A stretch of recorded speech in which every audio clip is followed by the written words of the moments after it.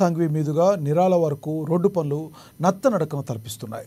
తర్నం వద్ద బ్రిడ్జి కుంగిపోవడంతో జైనత్ బేల వైపు వెళ్లేందుకు ఈ ప్రత్యామ్నాయ మార్గాన్ని సిఆర్ఎఫ్ ఫండ్స్ ద్వారా 40.24 కోట్ల నిధులు మంజూరయ్యాయి.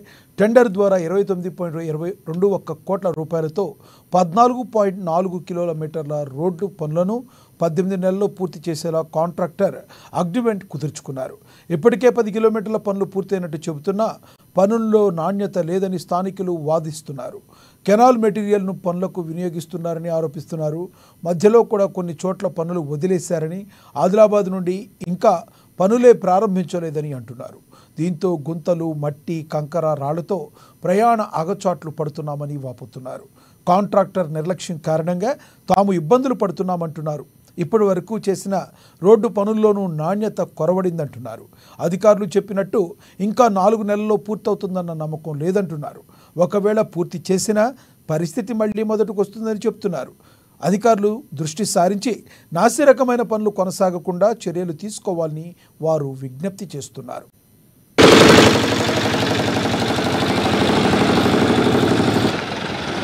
రోడ్డు గురించి ఆదిలాబాద్ పోవాలంటే ముక్కు తిప్పల పడ్డట్టు అవుతున్నాయి. ఇప్పుడు వర్షాకాలం మొన్నటిదాకా వర్షాలు నీళ్ళల్లో మహా కష్టాలు. 2-3 అయితే బస్సులు ఆటోలతో జామ్ అయిపోయినాయి. బండ్లు నడరేకి తక్లీఫ్ ఎంతో ఇబ్బంది అండి. మన శంకర్ సార్ పుట్టినరోజు నాటు చాలా మంది చెప్పింది కానీ అంత మాత్రమే బిల్లెడ్ బండి పెట్టి లెవెల్ చేసిండు. మరి ఇప్పుడు దొడ్డు గిట్టి వస్తున్నారు కానీ దాన్ని ఏం పట్టించుకున్నట్టు లేదు. ఇంకా ముందర అయితే ఇంకా బాగా వందలు బాగా విపరీతం తర్వాత అవుతుంది. వేసి మధ్యలో గ్యాపులు తీసుకుంటా వచ్చింది. ఇడికెళ్ళింత మొత్తం చేయాలి. ఇడికెళ్ళింత వేసింది, ఇడికెళ్ళింత వేసుకుంటా అవుతున్నాడు. కాంట్రాక్టర్ అయితే పోనీ లేపుతలేడు. మేము 3 సార్లు వేసినాం. మళ్ళీ వరకల్లా చెప్తే మా సార్ ఇది చేస్తలేడు, మా సార్ గుర్తు మా అమ్మట్లో ఏమంటున్నాం అంటే 2 సార్లు ఇంకా ఆపేసినాం. ఇప్పుడు లాంటి సంఖ్యలో కూడా 4 కోసం ఆపేసేళ్ళకి మేము ఊళ్ళో వద్దామంటే ఊళ్ళో ఎవరు వద్దాం. మేము 50 మంది వస్తున్నాము. మీ కాంట్రాక్టర్ మాట్లాడినాము, జై గారితో మాట్లాడినాము. అయితే అంటారు. వీళ్ళంతా తుత్తు మాలంగడి చేసినట్టు చేస్తున్నారు కానీ దీన్ని మాత్రం గట్టిగా పట్టించుకుంటూ ఓన్లీ చేస్తారు. ఇది అసలే కాలేదు. ఇంకా ఇటైతే మొన్న విమల్ గ్యాస్ బండి వచ్చింది, అక్కడికి బస్ వచ్చింది అంటుకున్నాయి టర్నింగ్ కాడ. ఏం మంది ఇస్తలేడు. కాంట్రాక్టర్ అసలు పట్టించుకుంటాను లేడు. ఒక్క వచ్చి ఇది చేస్తలేడు.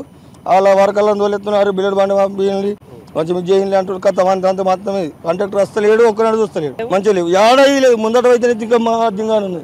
మాకు రోడ్డు సవలత్ మంచిగా కాల. మాకు ముందు ఊళ్ళో కూడా లాండ సంఘంలో కూడా 4 అయినా కానీ రోడ్డు చేస్తే బాగుంటుందని కోరుతున్నాం. అది లాండసాయం గ్రామం. ఈ రోడ్డు గత 2 సంవత్సరాల నుంచి చాలు చేసింది కానీ కాంట్రాక్టర్ నిర్లక్ష్యం వల్ల రోడ్డు కాలేదు. ప్రజలకు బాగా ఇబ్బంది ఉంది. ఈ 2 సంవత్సరాలు అయింది. ఇప్పటి నుంచి సగం వరకే చేసింది కానీ కాంట్రాక్టర్కి ఫోన్ చేసినా రెస్పాన్స్ ఇస్తలేడు. అధికారులు కూడా రెస్పాన్స్ ఇస్తలేరు. పబ్లిక్ బాగా ఇబ్బంది ఉంది. ఎవరైనా ఆటోలో పోవాలన్నా, బస్సులో పోవాలన్నా బాగా గుంతలు ఉన్నాయి. ఇది దృష్టిలో పెట్టుకొని రోడ్డుని తొందరగా వేయాలని మేము గ్రామం నుంచి డిమాండ్ చేస్తున్నాం. నాసిరకం రోడ్ చేస్తుండు. ఇక్కడ పక్క సైడ్లో కూడా మొత్తం అది కినాలి మట్టితో వేసిండు.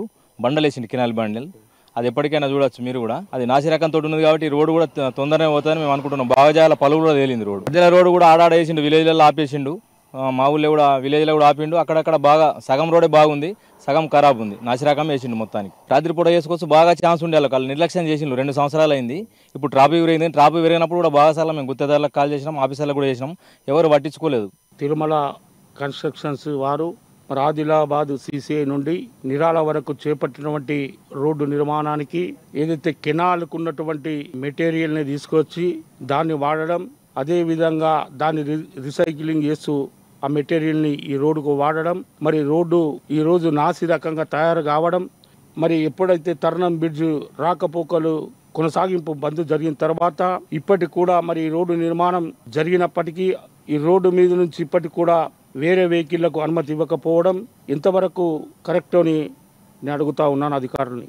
ఎందుకంటే ఈ రోడ్డు మొత్తం నాసి రకంగా తయారై ఆనాడు ప్రభుత్వంలో ఉన్నటువంటి నాయకులు అందుకు ఈ రోడ్డుపై తక్షణమే విజిలెన్స్ ఎన్ఫోర్స్మెంట్ కమిటీకి మరి మేము కాంగ్రెస్ పార్టీ పక్షాన తప్పకుండా ఫిర్యాదు చేయడం జరుగుతుంది. ఈ రోడ్డు నిర్మాణంపై మరి విచారణ చేపట్టవలసినటువంటి బాధ్యత జిల్లా కలెక్టర్ గారికి కూడా ఉంటుంది. మేము జిల్లా కలెక్టర్ గారికి కూడా ఈ రోడ్డు విషయంపై నిర్మాణంపై తప్పకుండా